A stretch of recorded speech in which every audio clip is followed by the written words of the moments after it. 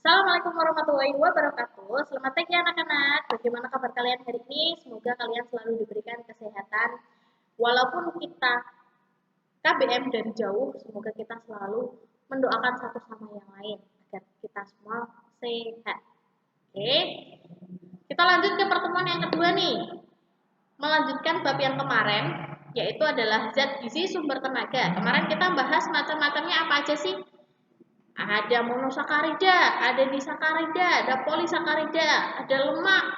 Lemaknya ada lemak nabati, ada lemak hewani. Nah, di minggu ini kita akan belajar macamnya apa aja sih, bahan makanan yang mengandung karbohidrat apa aja, yang mengandung lemak apa aja, yang bisa kalian konsumsi itu seperti apa aja. Mari kita mulai KBM hari. Oke, kita akan mengenal bahan makanan sumber karbohidrat. Kalian bisa lihat di situ tuh, ada beras. Kalian bisa, kalau di rumah kalian mungkin ada beberapa merek, ada C4, ada Rojo Lele. Kalau yang biasanya suka beras merah, itu yang konsumsi beras pada umumnya. Kalau naik wong desa ataupun yang dia nggak mengkonsumsi nasi, dia bisa mengkonsumsi ubi-ubian. Ada ubi kuning, ubi ungu, ubi madu, ubi celembu, apalagi lah yang banyak jenisnya ubi-ubian. Ada lagi jagung, nggak bisa makan nasi, nggak bisa makan ubi, tapi sukanya sama jagung. Tapi jagung pun juga dikonsumsinya nggak cuma dengan jagung hanya direbus terus dimakan, bisa juga diolah menjadi nasi jagung. Biasanya orang yang ada di pedesaan lebih kenalnya nasi jagung dibandingkan nasi beras. Lanjut nih, ada juga nasi tiwul. Siapa yang pernah makan nasi tiwul? Nasi tiwul biasanya ada di mana? Jarang banget orang yang makan nasi tiwul langsung. Biasanya adanya di pasar. Kalau enggak sekarang yang lagi tren tuh bolu tiwul. Itu juga termasuk bahan makanan yang mengandung karbohidrat. Nah, ada juga roti. Siapa yang sukanya kebule-bulean, sarapannya pakai roti, pakai coklat, pakai susu. Nah, kalau yang agak sombong lagi dikit, makanannya pakainya roti gandum. Ada lagi yang suka nonton film luar negeri. Sarapannya sukanya pakai apa? Sereal plus susu. Biasanya untuk orang-orang yang mayoritas orang Indonesia ya, itu selalu bilang kalau belum makan nasi itu belum kenyang. Nah, siapa ya yo? Jangan tunjuk tangan. Padahal pagi-pagi ya udah makan gorengan 5.000, makan roti 2 potong, minum susu. Ditanyain udah sarapan apa belum? Belum bu. Padahal udah makan segitu banyaknya bilangnya belum. Karena apa? Karena orang Indonesia lebih suka, lebih condong kalau belum makan nasi itu dia belum makan. Nah, ini adalah beberapa contoh yang mengandung karbohidrat. Tapi di dalam bahan makanan ini nggak cuma mengandung karbohidrat aja. Kita kemarin belajar tentang karbohidrat dibagi menjadi 3. Apa aja? Ada monosakarida, disakarida, dan polisakarida. Oke, sudah siap ya? Kita lanjut nih ke 3 pecahan karbohidrat tadi.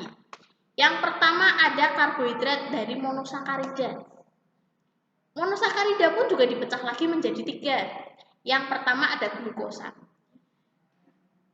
Glukosa itu adalah kandungan yang ada contohnya di dalam madu. Dia memiliki rasa manis. Ada juga di dalam sayuran. Siapa yang di sini nggak suka sayuran? Nah, itu yang repot. Pasti sukanya daging. Kalau nggak daging ya mie. Udah gitu doang mesti. Lanjut lagi ada di buah-buahan. Glukosa itu ada di buah-buahan. Jadi walaupun kamu nggak makan, tapi kamu bisa makan buah, itu kalian masih punya kandungan karbohidrat monosakarida dari glukosa tadi yang kalian makan. Contohnya seperti itu. Oke, lanjut ke yang kedua ada fruktosa. Fruktosa itu adalah rasa manis. Ini contohnya ada pada madu. Kalian pernah merasakan madu? Madu itu rasanya punya rasa yang khas dibandingkan dengan gula. Sama-sama manis. Tapi kalau madu itu ada rasa khasnya. Nah, rasa khasnya itu adalah fruktosa. Makanya lidah kita bisa membedakan mana sih madu yang beneran, mana madu yang dicampur dengan gula. Contohnya seperti itu. Lanjut, ada galaktosa. Galaktosa itu berada pada susu. Bisa susu sapi, kambing, ASI pun juga ada. Jadi dari susu itu walaupun masih tawar, di dalamnya itu masih ada rasa manis-manisnya. Pernah siapa yang di sini yang pernah mencoba susu sapi murni? Maksud saya di sini tawar, tanpa gula, tanpa madu, tanpa sirup, tanpa jahe, yang benar-benar murni. Nah, di situ mengandung yang namanya galaktosa. Oke. Tingkat kemanisan pada karbohidrat. Nih, ada 4. Glukosa, cair, fruktosa, kristal, sukrosa itu kristal, dan sorbitol, tepung. Biasanya ada pada tepung-tepungan. Tingkat kemanisannya ada 0,7, 1,2, 1,0, dan juga 0,5. Oke, sampai di sini ada yang bingung? Kalau ada yang bingung nanti boleh langsung ditanyakan kepada saya ya. Dari monosakarida tadi dibagi menjadi 3. Oke, paham ya? Ada glukosa, fruktosa, dan galaktosa. Itu monosakarida. Sekarang lanjut nih, ke pecahan karbohidrat yang lain. Selain monosakarida ada disakarida. Kalau ini saya yakin kalian umum, kalian udah pernah melihat, udah pernah mencicipi. Yang pertama, disakarida itu dipecah menjadi sukrosa. Sukrosa itu biasanya terdapat pada gula. Boleh gula aren, gula pasir, gula palem. Itu pasti ada yang namanya disakarida.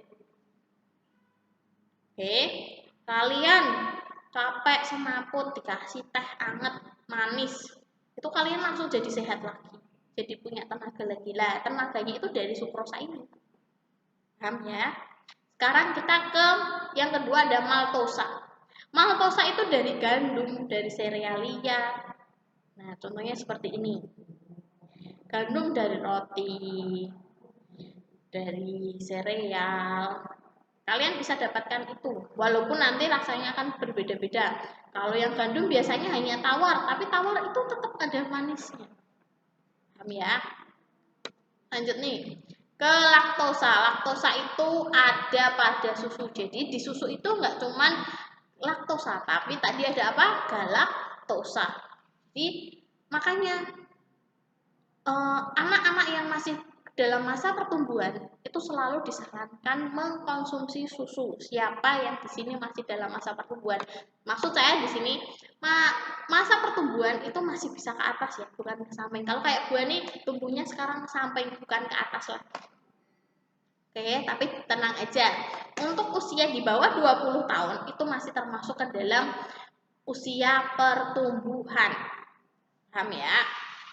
Lanjut nih, kita tadi ke monosakarida, disakarida, sekarang kita ke polisakarida. Polisakarida itu terbagi menjadi 3. Itu ada pati. Oke, pati. Kalau kalian bingung, Bu, pati sama tepung kanji beda apa sama? Tepung kanji itu memiliki kandungan pati juga, tapi pati yang di sini dimaksudkan, kalian pernah lihat kentang yang diparut? Nanti kalau kalian pegang, terus di telapak tangan kalian pasti ada putih-putihnya. Nah, itu namanya pati. Contoh yang lain nih, seperti kalian motong ubi. Saat kalian potong, nanti pisau yang kalian gunakan tadi misalkan nggak kalian langsung cuci nih, kalian geletakin aja. Nah, nanti di pisau itu akan ada bekas putihnya. Nah, itu namanya pati. Itu ada kandungan pati di dalam ubi-ubian, di dalam gandum, di dalam jagung, dan lain sebagainya. Oke, lanjut ke glikogen. Polisakarida itu juga ada di dalam daging-dagingnya. Pernah kalian lihat kalau Master Chef atau chef-chef itu selalu bilang di dalam kandungan daging itu pasti ada manis-manisnya. Kalau enggak, kalian bisa contoh di ikan. Ikan yang segar tanpa diolah kan bisa langsung dimakan tuh. Kalau orang Jepang bilang, ikan yang segar itu masih punya rasa manis-manis. Tapi kalau ikan yang sudah enggak segar atau sudah rusak, biasanya kandungan glikogennya sudah. Seperti itu. Selanjutnya ada serat. Serat itu bisa kita jumpain pada buah, sayur, bahan makanan yang kalau kalian belah itu kelihatan seratnya. Contoh ada mangga. Ada apalagi kalau sayuran saat kalian belah juga kalian bisa melihat serat-seratnya. Ya, seperti itu. Oke. Lanjut nih. Kita ke lemak. Lemak di sini yang dimaksudkan bukan lemak di perut kalian, bukan lemak pada bakso digajih, bukan seperti itu. Tetapi lemak di sini kita golongkan menjadi dua bagian. Oke. Lemak nabati dan hewani. Yang pertama itu ada lemak nabati. Kalian bisa dapat dari kelapa, dari alpukat, dari kacang-kacangan. Bu, masa kelapa bisa muncul lemaknya, Bu? Bisa. Buah kelapa kalau kalian parut tuh, kalian jadikan santan, terus kalian masak sampai dia akan misah antara air dan lemaknya. Nah, lemaknya itu nanti akan jadi minyak. Itu yang disebut dengan minyak kelapa. Seperti itu. Yang kedua, ada lemak hewani. Bisa dari daging sapi, ikan, ayam, domba, kuda, ular kalau ada yang mau makan. Tapi itu bukan hewan yang lazim untuk dimakan. Yang normal-normal aja nih, yang lazim tadi kuda, sapi, kerbau, kambing, domba, contohnya itu. Oke, kalian pikir-pikir sendiri deh. Saya udah pernah makan apa aja ya, berarti mengandung apa ya. Nah, kalian bisa pikir, kalian bisa amatin. Oh, yang aku makan selama ini tuh mengandungnya glukosa. Aku yang minum selama ini mengandungnya sukrosa. Oke, kita mulai dari hal yang terkecil di rumah kalian. Ada apa aja sih di rumah kalian? Kalian akan mengklasifikasikan ke dalam kandungan gizinya. Nih, kita lihat ada LKPD, lembar kerja peserta didik. Tugas buat kalian di rumah, buatlah tabel ini di dalam bukumu. Garisin, tulis tangan aja, nggak usah print atau apa ribet. Kita mulai dengan yang simpel dulu, kita tulis dulu. Oke. Yang pertama itu ada nomor.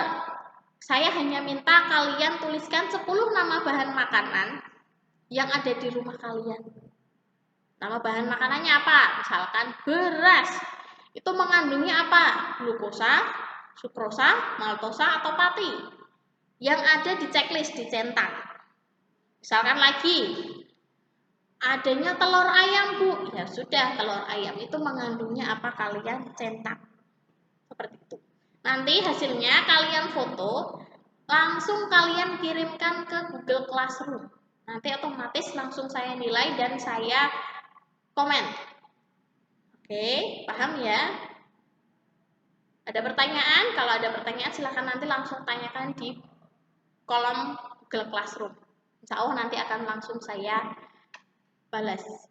Oke, saya cukupkan untuk sekian. Wassalamualaikum warahmatullahi wabarakatuh. Kalau ada kata-kata yang salah, mohon maaf. Assalamualaikum warahmatullahi wabarakatuh.